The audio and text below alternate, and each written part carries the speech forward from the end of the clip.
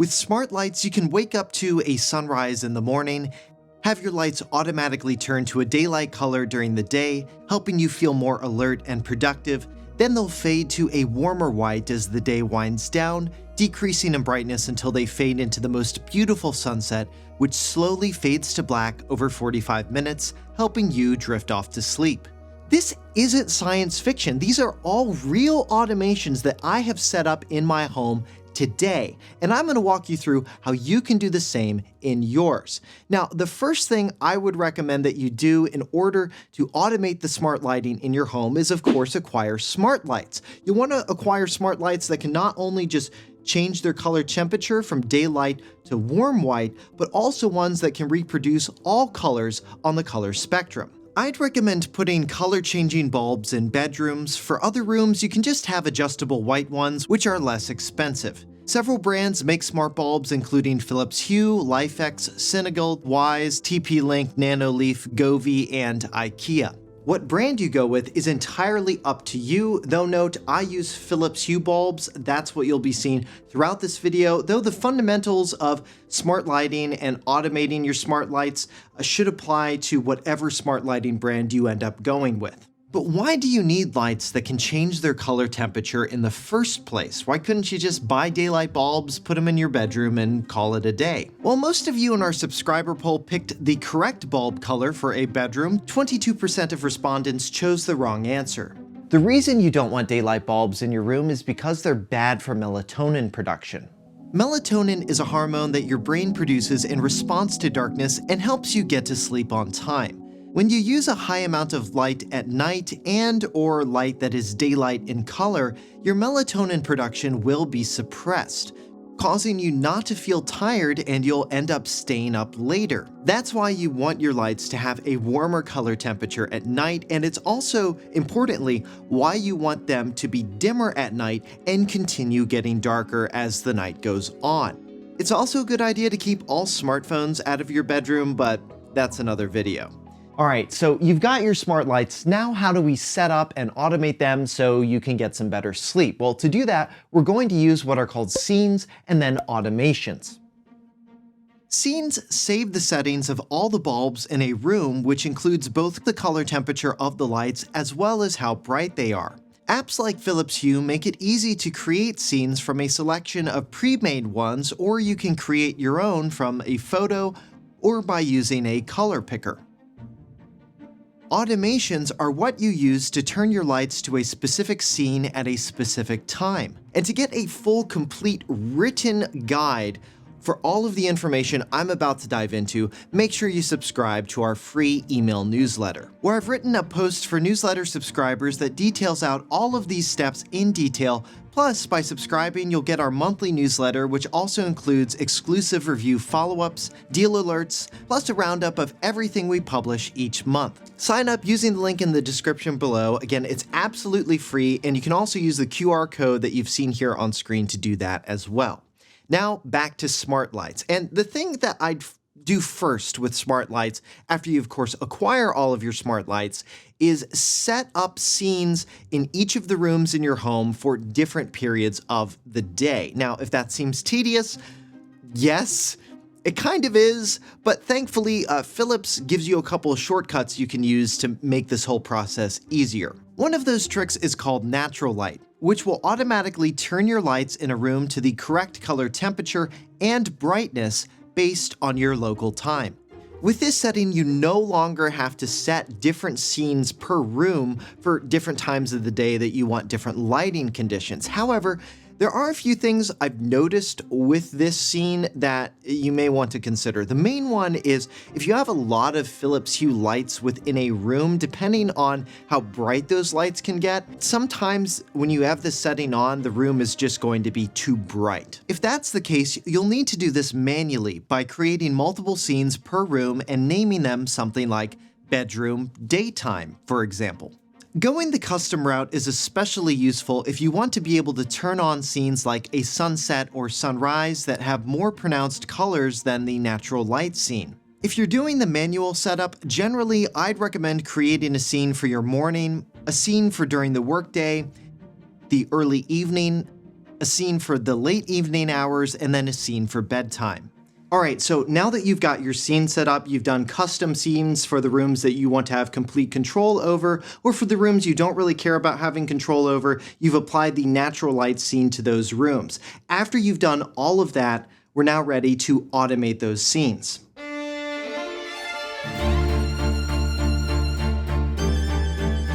Automating is important, so when you hit a light switch, the correct scene turns on for that time of day. Now, the easiest way I've found to do this is actually by using a combination of features within the Philips Hue app. One is called Time-Based Light, and then the other is just Philips Hue Automations. Time-based light used to be found only in the Philips Hue Lab section of the app, but recently, Philips integrated it into the core part of the app, making it much easier to set up and use. So how exactly does this work? Whether it's when someone hits a dimmer switch or passes by a motion sensor, it allows you to set what scene in a room should turn on based on a certain time of day.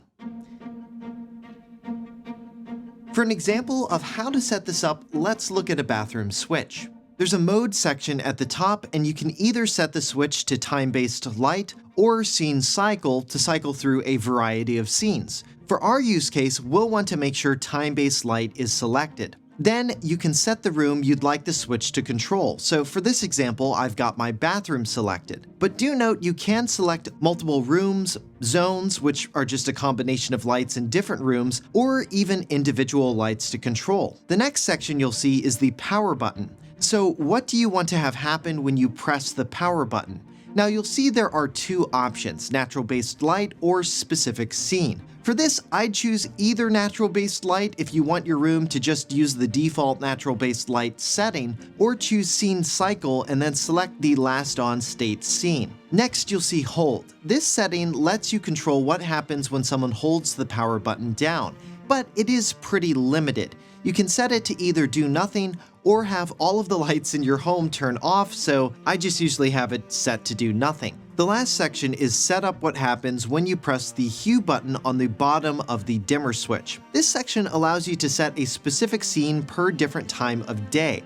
So for your bathroom, for example, you could have already set up a daytime, evening, and night scene for that specific space. And here you can now set those scenes that you've already created to turn on for specific times of the day.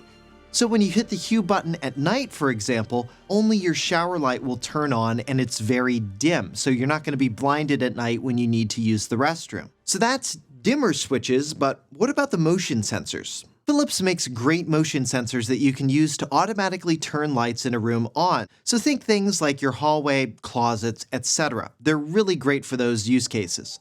Like with the dimmer switch settings, you'll be able to select the room the sensor will control lights for, and then you can set a day and night behavior. The sensors aren't quite as nice as the dimmer switches in terms of giving you more than 2 scene slots, but for things like hallways and closets, I think this is pretty adequate. You'll also notice that you can set the lights in rooms controlled by the motion sensor to turn off at a set period of time as well, which is useful for places you're often moving through for a short period of time, like a hallway. Now, if you have the great but unfortunately discontinued original Philips Hue tap, just note for that switch you don't have the option to set it to control lights at various times of the day, and instead to do that you'll need to use the time-based light Philips Hue lab. In that lab, select a tap switch, the button you want to use on the switch to trigger your lights, and then you can select the scenes that you want to apply for specific times in a certain room. Lastly, let's talk about automations. Automations in the Philips Hue app are the easiest way to have a room, zone, or group of lights transition from one scene to another automatically. I find automations to be useful for specific points in the day where there is a significant transition that takes place in your normal routine, like waking up, starting the workday, ending the workday, getting ready for bed, and then drifting off to sleep. When you go to the Automations tab, you'll notice some default scenes like wake up, go to sleep, coming home, leaving home, mimic presence, which makes it look like you're home when you're on vacation, so think Home Alone here, timer, and then of course custom. If you simply just want to turn your lights on in the morning or fade them out at night, the wake up and go to sleep automations are adequate for those scenarios. For my bedroom, however, I don't just want my lights to fade in and out, but I want them to do it with a certain scene. So in order to accomplish that, we'll use the custom automation. You can see in my Philips Hue app, I've got several custom automations already set up. Let's look at sunrise, for example. This automation is what I wake up to every morning. My lights begin to turn on at 8:15 a.m. I'm a night owl, I realize that. And fade in for a period of 15 minutes. I have it set to repeat every day, though you do have the flexibility to change what days your automations run, and you can even randomize their times as well. Next, you can select the lights and rooms you want to control with your automation. For mine, I have my bedroom and bathroom selected. After you select your rooms, you then have the option to choose what scene you want to use for the automation, and this is what really sets the custom automations apart from the pre-built ones in the Philips Hue app. For my bedroom, I have it set to this beautiful first light scene, which represents the colors you'll see at dawn, and then my bathroom is set to its daytime setting. Then I have another custom automation set that'll slowly fade in my daytime work lighting scene over 30 minutes, starting at 8:30 a.m. The next shift I'd recommend you create, especially if you work from home, is the afternoon shift. This transitions the lights in your workspace from a daylight color to a warmer tone, a subtle signal to you and your body that the workday has come to a close and it's time to relax a bit. And the last major scene shift I have is at sunset. I have my Savannah sunset scene set to turn on around 9:30 p.m. and fade in for about 30 minutes, which you can do by selecting Start At and then selecting a fade duration of 30 minutes. Now, to have the lights start their 45-minute fade to black, I have that start at around 11:30 p.m. and I use another fade duration to accomplish that within the app. So that's how you set up custom automations for your home. Now, I've left links to all of the Philips Hue lights, sensors, and smart switches that you saw here in this video, and I've also left links to a couple of other smart lighting brands that are pretty popular. All of that's in the description below, so you can check current prices, compare the different smart lighting brands, as well as purchase them.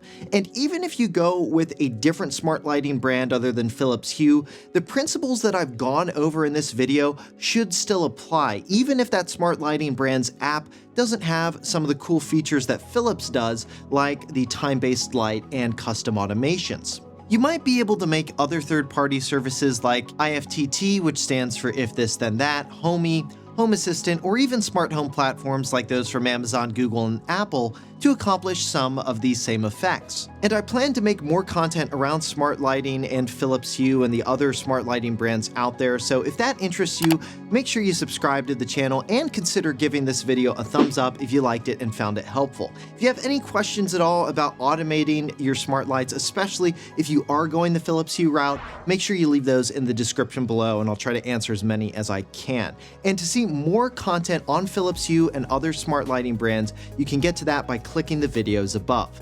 For 6 months later, I'm Josh Tedder. Thanks for watching.